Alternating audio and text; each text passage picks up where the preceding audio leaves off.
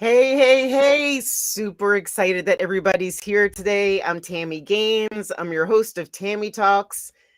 I want you to think about this like you're at that really awesome family gathering, and somehow random people end up in the kitchen solving the problems of the world and also solving their own problems. We get in the kitchen, we sit at the table, people are laughing and eating and cooking, and somehow some of the best advice comes out of those particular experiences. So that's the feel that we have here for Tami Talks. And I'm really excited to welcome my guest today, Sharon Weber. Sharon is, I can't say enough about her. She's a dear friend.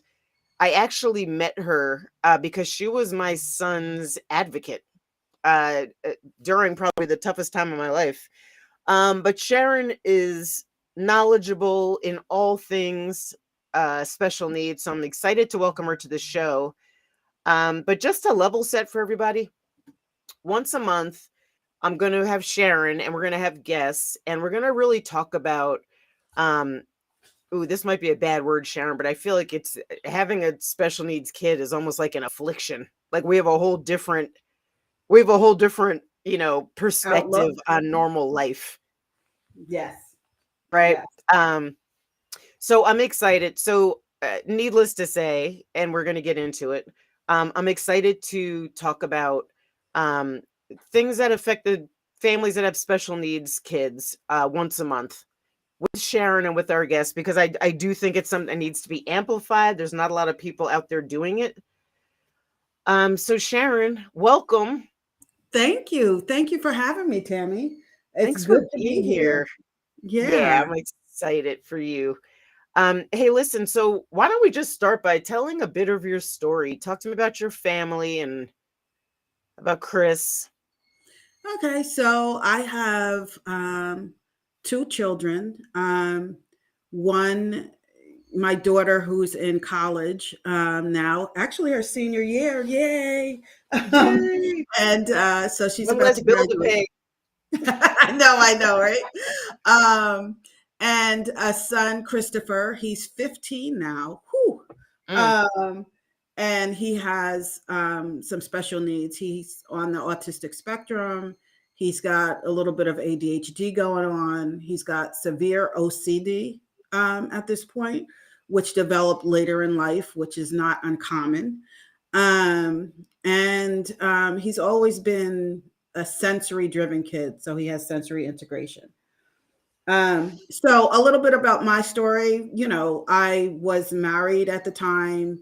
Actually, before I had Chris, I was working with children with special needs, ironically. Um, and then when I had him, uh, I had to stop actually working with directly with children with special needs because it was just too overwhelming to work all day on the front line with children with special needs and then go home to my own and have the energy, the withspan to handle all that. So I transitioned to working with families, and that was easier. Still rewarding, but easier because I wasn't dealing directly with children. But I wanted to say it was really difficult, even though I had a lot of support early on because I had been surrounded by a team of people.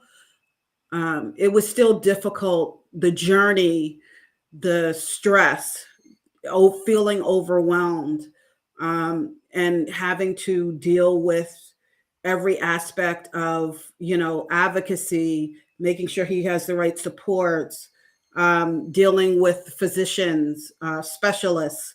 So it was just a very overwhelming journey. And um, the whole reason why I got involved in helping other families um, is because I don't want any other family to feel like they're alone out there because it can be a lonely journey. So, absolutely. Yeah, um, no, it's exhausting. I can't yeah, I can't imagine like serving families serving kids with special needs all day and then going home. Right. So that with was their just own. very, very overwhelming. So kind of fast forwarding, listen, I was married to someone who uh, who was Mhm. there, who was present, but not really like in the household, but wasn't really present. Uh, Mhm. and I think it was part of the reason was because it was difficult for him to acknowledge that he has a son with special needs, I which is not uncommon. Yeah, I was gonna say I think that's totally normal. It wasn't until like um I think Trey was about 5 or 6 Hmm. Same. when his dad was like, "Oh, so this is real. Hmm. This is happening." But even when it was real, like he was my husband, my ex-husband, I can say. Uh, I, Congratulations, by the way. thank you. Um, uh, Even when he was like, he was able to say, okay, Chris has special needs at age 5, but he never even accepted it. So, which was, something I had to process too, because that was very, difficult for me. Uh, for any parent to just deny their child in general is overwhelming and tough and Yeah, heartbreaking. Sharon, you bring up such a great point. Um, well, we live in a different world now, right? It's just different. Hmm. And I remember growing up, my dad had a cousin, Larry, who we would say today had special needs. He had some sort of something on the spectrum. But nobody really talked about it. Larry was just at the family barbecues and the family, functions. Um, and there was like no conscious acknowledgement that there was something a little bit off about Larry. And so if Right. you imagine, like that was a long time ago.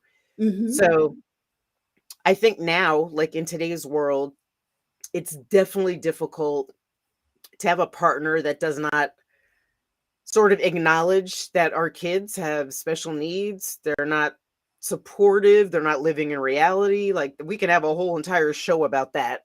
Yep. But I think a lot of people, I talk to families just like you do that, some part of that family is living in denial and it makes it really hard for you to embrace your own reality when the Right. people in your orbit aren't even embracing your reality. Right. Because that's supposed to be your support, right? Your nuclear circle of support, and when you don't have it, it's tough. Yeah. um yeah. So just so the audience knows, I think people that know me know that I had premature twins. I'm going to go through this really quickly just so everybody knows we're coming from the same place. Anyway, I was married for 13 years, had 2 beautiful kids, and then I became unexpectedly pregnant with twins. And he gave me an ultimatum.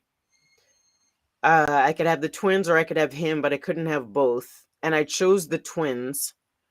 And the stress of the entire situation set me into like preterm labor. Um, and I had the twins that they were just 25 weeks. Just from a calendar standpoint, they were exactly 6 months old when I had an emergency C-section. So they both had special needs. I don't even know if I ever told you that, Sharon, but Bria had significant special needs until she was like 4 and her brain turned on. Mhm. Um, but yeah, there was a lot: physical therapy, speech therapy, feeding Mhm. therapy, doctors, meds, back and forth to the hospital. And then my son Trey was in the hospital for 18 months before he came home.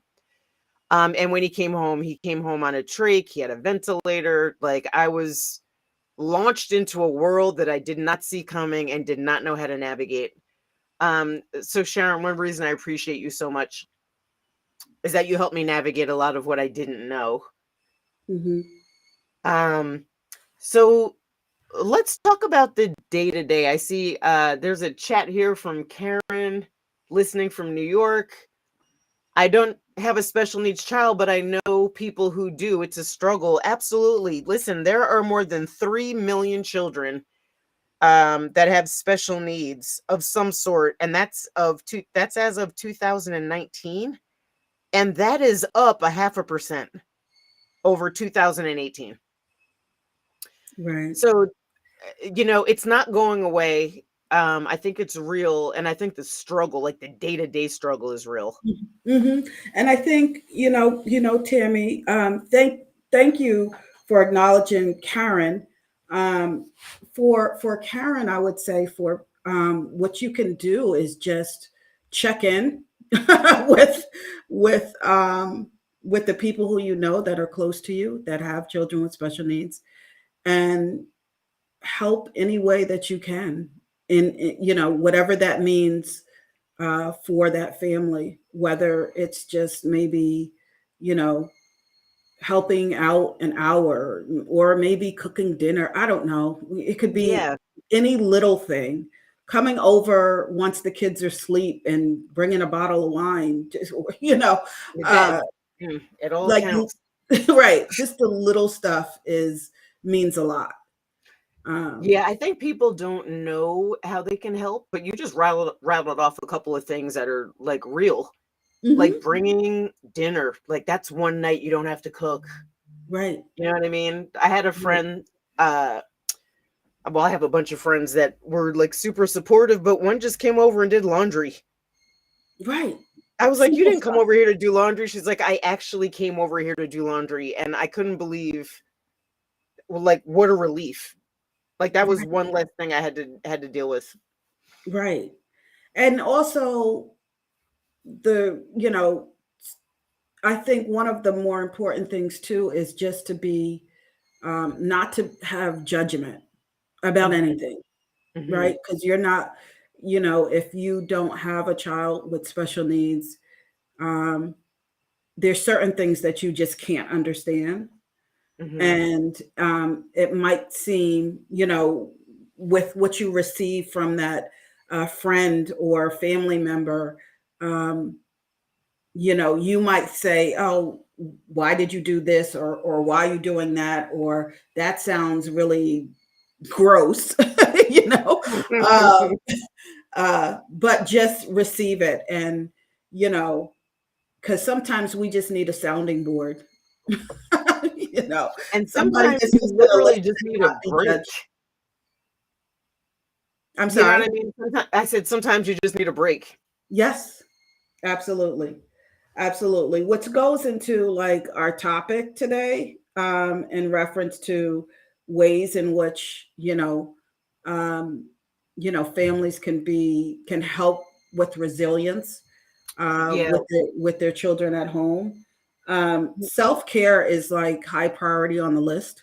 I find it to be most helpful to take, you know, a break, to take some time for yourself, whatever that may look like. It doesn't have to be all day because sometimes that's just not feasible. But even if it's just an hour in the beginning of the day or at the end of the day, or when if your child attends school, just to take some time for yourself to decompress and get ready for whatever's coming, Yeah. because So something coming. yeah, that is we're gonna take a break in a minute, but I do want to talk about this concept of resilience, especially when you have a family that has a child with special needs. By the way, that child could also be like 26 years old. Absolutely. But building resilience so that you can get up every morning and do it again is particularly important for this community. I am looking forward to sort of diving into some tips and some ideas, but we're going to take a quick break and we'll be right back. We'll keep talking about self-care. Okay.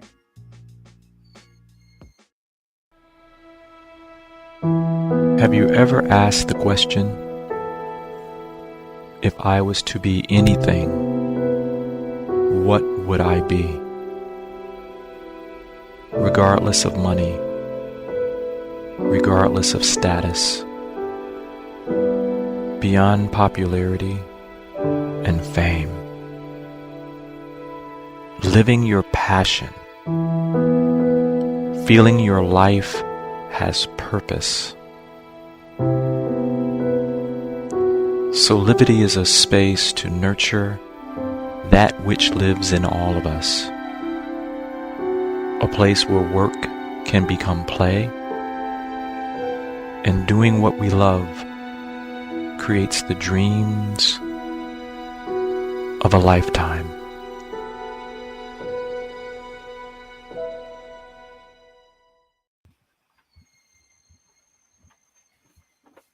Hey, welcome back to Tami Talks, Gab, Grub, and Growth. We are chatting about things that you would usually sit around the kitchen table to talk about. I'm super excited to have my very dear friend Sharon Weber as a guest on the podcast today. We share a lot in common, but mostly we both have sons that have pretty significant special needs. And you know, this show, I like to talk about resilience. And when I talk about resilience, I mean your ability to bounce back better.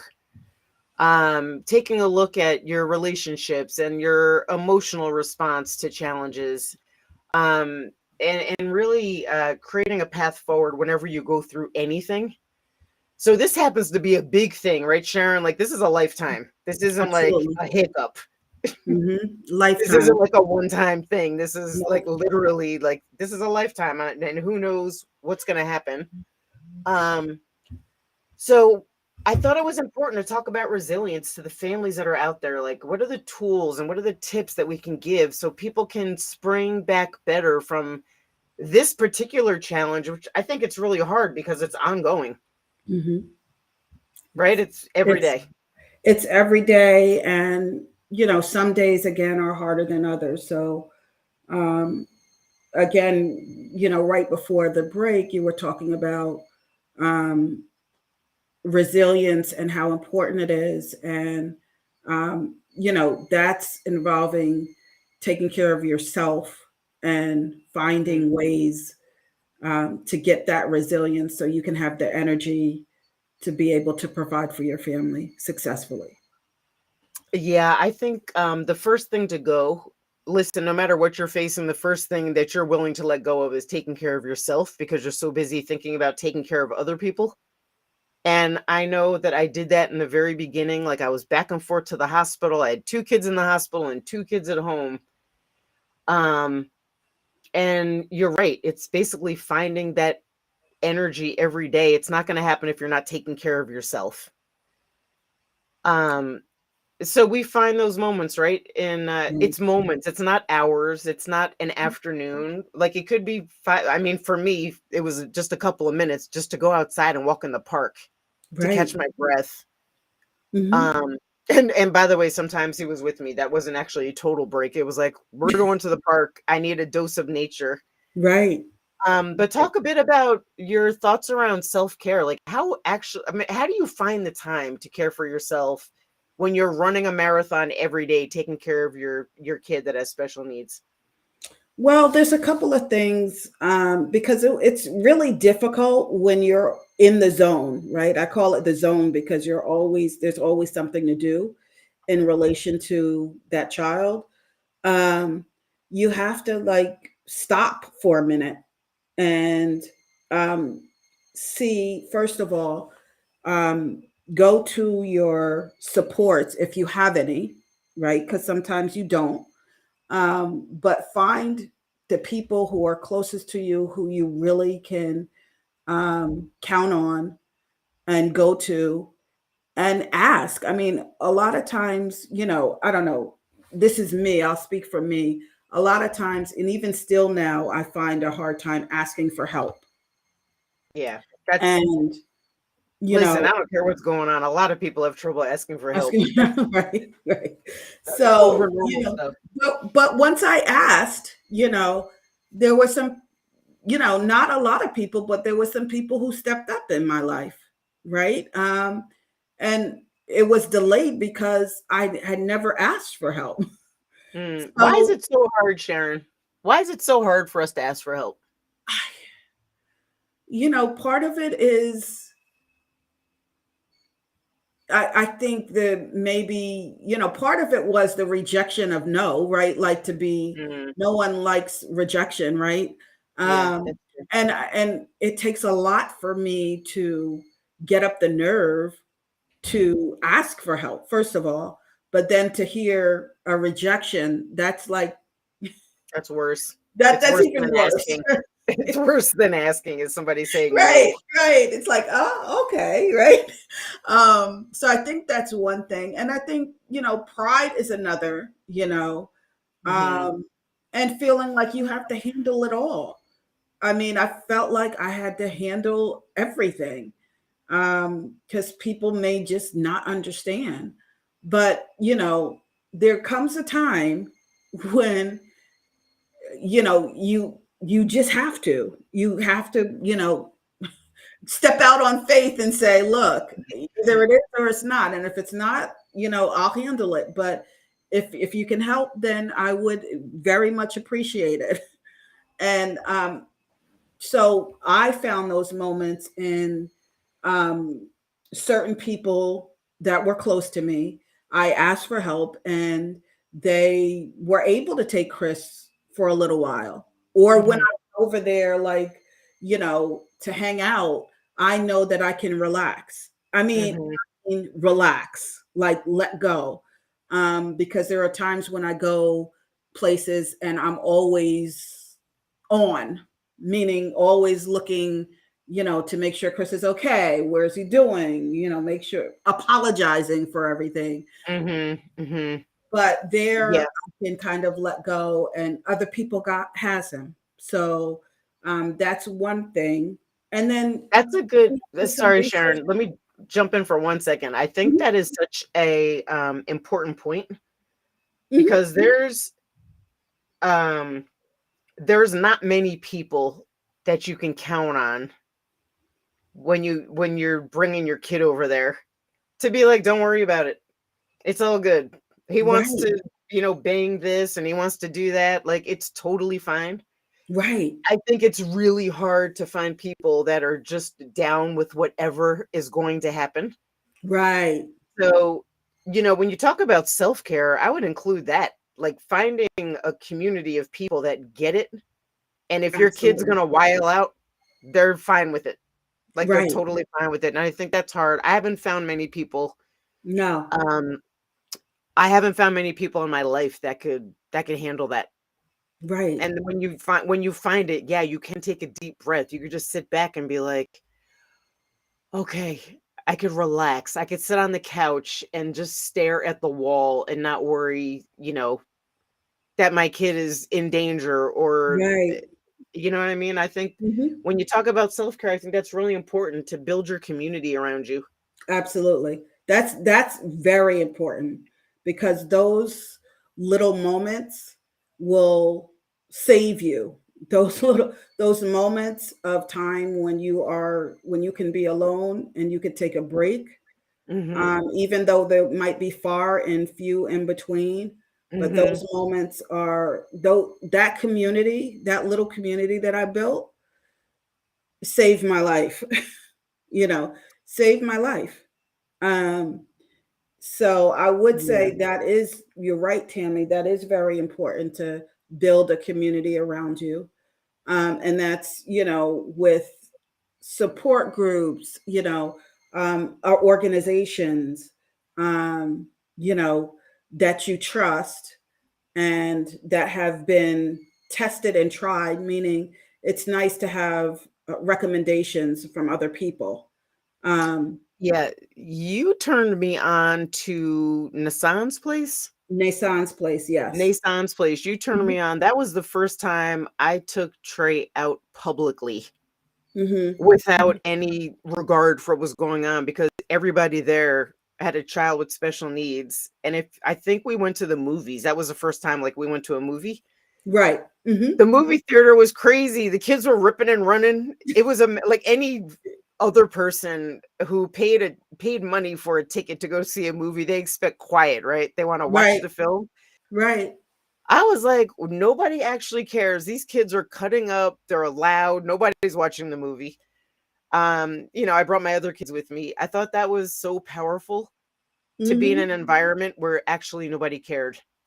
Right. Like That was what they were doing, running up and down the aisles. Like it was a game changer for me. Yeah. That was actually the first place that I don't know if it was the movies though, but that was the first one of her events was the first place I actually took Chris, and I felt like I was able to relax. Not the first time, but like after taking him to a couple of events and understanding that, you're in a very supportive community there. So, which means that other mothers, she has help, that people will just jump in if needed, and no matter what is going on. So that's like that was a blessing to me. And I was like, oh, well, shoot, this is wonderful. Well, there was also a piece that was like, oh, I'm not the only one. Right. Because when you're in the thick of it, I feel like no one has any idea what is going on behind these closed doors. There's pure mayhem. Yep. But then when I went there and I saw like all these other people with their kids, I just felt like, all right, it's not as lonely as I thought it was going to be. Exactly. And then there's another organization that I want to put out there too. It's called We've Got Friends. And that's an organization that are for more teens to hang out, to make friends, to do, whatever they want to do. Sometimes it's purely activity driven. Other times it's, you can join an activity if you want to, or you could just hang out. And I think that's great for teens, right? Because they need peers of their own to be able to hang out with and feel comfortable. Yeah, we're getting to that point. Trey is 16. Yeah, there's like socialization that needs to happen, which is often delayed. Yes, because absolutely. For a million reasons, like they're not in normal classrooms. And when I say normal, I'm doing air quotes, but you can't see me. Right. Right. But there are like activities that go on. I was talking to my daughter about the prom yesterday. Like, there's just some stuff that I think a lot of people take for granted. That I think are memories that our kids could be having if they were like in the right environment. Right. So Sharon, give another tip. So we talked about self-care, which I think is extremely important and not enough conversation around it. But how about another tip for resilience? Like, for as people go through their day, I would say have a plan, right? So which means that you might have to set a schedule, not a rigid schedule, but like a schedule that that you do on a regular basis with your child. And if that schedule is going to change, prepare them as much as possible prior to the change, as much as you can. Like, let them know that there's going to be a change. Let them know what that change is going to be. And even if even if your kids are nonverbal or verbal, you can talk through some uncomfortable feelings that they may have in reference to the change and assure them that it's going to be okay. I have a smile on my face because I have a son who does not have special needs and he needs that anyway. Like, right. So that might possibly change. Like, give me some notice. Right. So that's good for like kids that, don't have special needs. That's good for everybody, honestly. It's a life skill. Yeah, no, it definitely feels like a level that needs to be developed. But we're gonna quick break, and when we come back, let's keep talking about like this idea of like a schedule. I think it's good for everybody. Okay. All right. Hi there, Sheila Applegate here with some exciting news. I've joined the incredible Soulivity team as the host of the new Consciously Awesome live show, where I will be sharing insights to help you discover your full brilliance and claim the vibrant life you deserve. So tune in every Wednesday right here on Soulivity TV to join the fun, and remember to subscribe to the channel so that you don't miss a single episode. Have an awesome week, and I will see you on Wednesday. Hey, it's Tami, the very proud and excited host of Tami Talks podcast. I'm here with my very, very good friend, Sharon Weber. She is the Chief Engagement Officer and the co-founder of Indigo Kidz, which we'll talk about like at the end of the show. But Sharon, before the break, you were talking about the importance of a schedule.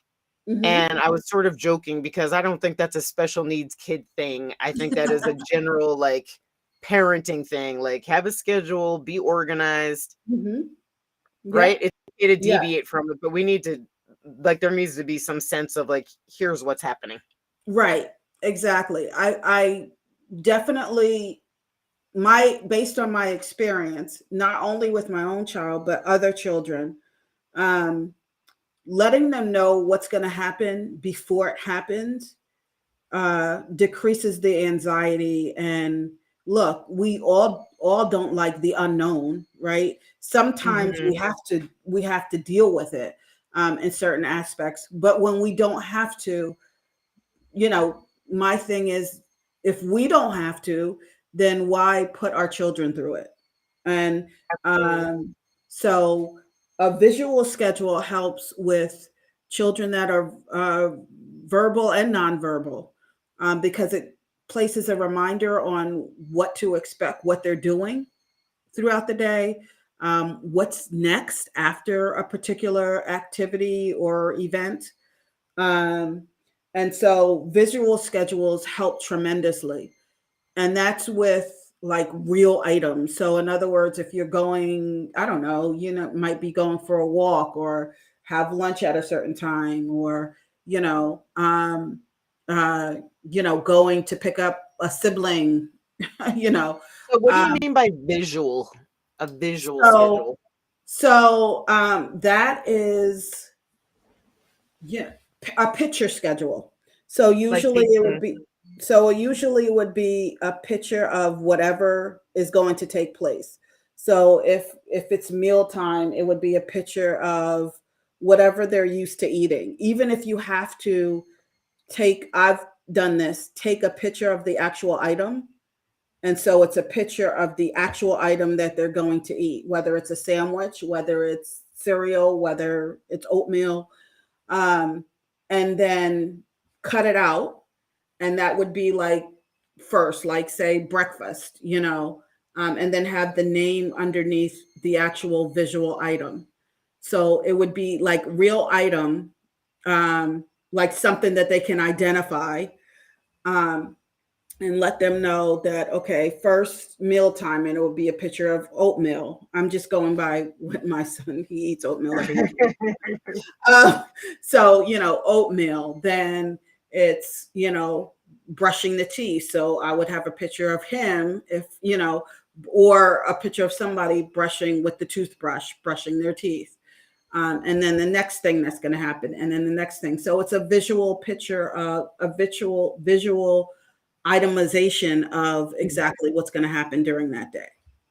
There's something sort of calming and relaxing about that idea, because it also forces you to schedule your day. And what I found is, you can agree or disagree. Like sometimes those days they just run. Like there's so much going on. Mm-hmm.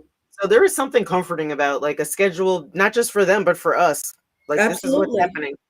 Yeah. Absolutely. I mean, I find it helpful now. I jot down like to-do lists. Okay, this is what I have to get done throughout the day. And so as I accomplish them or don't, right, I like cross out those items. And then those items that are still outstanding can go for the next day, right? And then I add to the list. So yes, it does help with organization a lot. And then we laugh because there's those things that we just keep pushing to the next day, to the next The day, next to the day, next day, which means to me they never were intended to be done in the right, first place. right, right. We're really serious. Okay, and do you have another tip? Yes, actually, there's one more tip that I do have is stay positive, right? Like even if something doesn't go right, which typically happens, this is where that self-care comes into play. So you have the energy to stay positive through a meltdown or a challenge, or Wait, if they're not ours or feeling. theirs? Ours or theirs? No, The meltdown. their challenge, So, the because I've had children's my challenge. share of meltdowns. Just clarify. Right. Well, well, with meltdowns in general, I think we all have them. It's how we recover, right? So, and if you do have to have a meltdown with a child, right, which I have done very early on, you have your meltdown and it's okay with your child, but you have to pull it together. So that's again where that resilience and self-care comes in, that you're able to like pull yourself together, even if you have to take a moment and walk into another room for a minute, as long as that child is safe, regroup and then come back and deal with whatever the issue is, because there's usually always an underlying issue why they're having a meltdown. That's another thing I want to say. Yeah. The last thing, I know we're running out of time, right? No, you're good. We're good. Well, okay. So the one last thing is with a child also, if you're introducing something new or something's going to happen different, creating a social story is always nice too. It's basically a story of people that they can, identify with, involving whatever is starting with something familiar and then adding that unfamiliar either event or person involved, and going through different scenarios of like feelings or uncomfortable feelings, or what may happen. So I find creating social stories helps as well. So and you can go through it with a child to help them understand exactly what's going to happen, explain this scenarios and expected behaviors that are involved. And that helps with transition of unfamiliar situations or events. Yeah, I have so just so everybody knows, when we talk about social stories, they could be visually driven. You could talk through them. Right. So my son he speaks, not sure how much he comprehends around certain things, but his grandfather died last Thanksgiving. And I said, like, how am I going to tell him? Like, that was a really big deal. I know I talked to you about it. I talked to his counselor about it. And they use social stories. Like they created what it looked like a comic book. Right. Of like, here's all of your great memories with your grandpa. We had a bunch of pictures of him and grandpa. And then we got to the end. It's like, you know what? Grandpa's not going to come to visit. Grandpa, I'm trying to remember, like at the end, like you're going to remember grandpa in your mind. Like you'll have dreams about your grandpa. Yeah. But we never ever talked about the fact that he passed away. Yeah, that's a difficult. That was a tough one. That's a really tough one. But yeah, social stories are good. And, again, because my dad 2 years ago passed away as well. And I had to go through the same thing. And I talked to the counselor and the school and everything. And the social stories are the way that we went. And you know what? Periodically, he still talks about grandpa. And I feel like, you know what? Okay, because grandpa must be around you, and that's okay, right? Like, you Yeah, know, exactly. It's a good thing. We know it's a good thing. even when they pass, they're still with us. Right, right, exactly. Um, so Sharon, I'm super excited to do this every month with you. I feel Absolutely. like Me you too. have so much information. There's so many families out there that want to have this discussion. Um, so I hope you'll come back again. Absolutely. Absolutely. And I wanted to give you a chance to talk about Indigo Kids. So this is both of our passion projects, right? But can you talk a bit about Indigo Kids Yeah, and sure. why we founded it and Yeah, all of that? absolutely. Through both of our journeys, even though, we both have children with special needs, the journeys look different. And we went through different challenges. But one thing we did have in common is that there are a lot of information out there, and a lot of navigating that you have to do to find each piece of information. Um, and sometimes there's gaps in information and you're just struggling trying to find it or trying to piece something together. And like we talked about before in reference to supports, that system that we talked about that is good to have around you, that community. So, you know, the goal of Indigo Kids, is to help members have a better experience than we had in reference to services, supports, helping to navigate. So we help power everyone to navigate through their journey, from a place of strength. And you don't feel so alone in your journey. I don't want, and I know Tammy feels the same way, and she could speak herself, but any way that I can help another family navigate and find resources and help them to go through this journey a little bit more smoother than we had to go through, that's my passion. And so that's why Indigo Kids was created.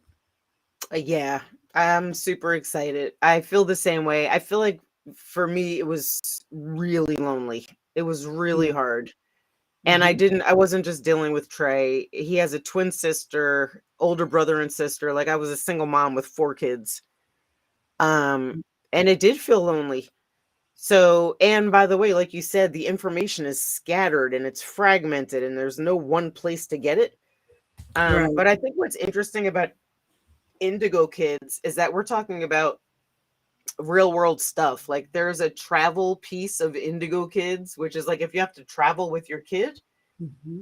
we can help you navigate door to door. We can help you figure that out. Medical supplies. So my son is on oxygen, on a bunch of things. I'm like, where do you find discounts? All of that is so hard to navigate. Mm-hmm. So to me, I'm excited about Indigo Kids because it's a one-stop shop. Absolutely. For information and resources that are normally like really hard to find. Yeah. So, Sharon, Mm-hmm. you are my girl. Super excited to have you on. I love your children. I love Chris. I love Asia. You're a survivor. We're survivors. We're both survivors. We're both survivors. So I'm just excited to talk about this. And hopefully people will write in, like not just on Facebook, on YouTube. Like you guys can write your comments and tell us stuff that you want to talk about. Absolutely. Next week, I have a former NFL New York Giant player coming on to talk about what we can learn from sports and resilience. So I'm excited about that. And Sharon, I want to thank you so much for your time. Oh, thanks And for I want to thank having me. everybody for listening. Thanks for having me. I enjoyed myself. More than welcome. I'm like roping you right back into this next month. Okay, everybody, have a fantastic day. Stay resilient. Look forward to talking to you next week.